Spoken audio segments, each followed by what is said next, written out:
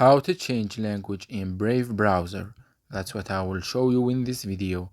But before we begin, make sure to subscribe to the channel and ring the bell to get notified whenever a new video is uploaded. With that said, let's get started. So go ahead and open up Brave browser. And once you do that, click on the three dots at the top right corner of the screen. Then click on Settings.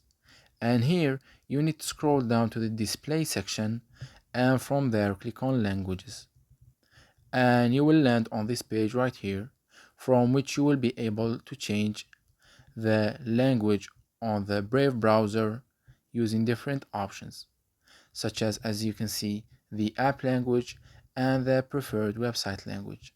But for the sake of this video, we will be focusing on the Brave's language. So click on the option that says current device language, and you will find a large list of languages that you can choose from to set as the default language for the app. Say for example I wanted to choose French. I will click on it. The language will be downloaded, and once the language is ready, it will give you the option to restart the app. Just click on it, and once the app has been restarted, the language will be applied, as you can see right here.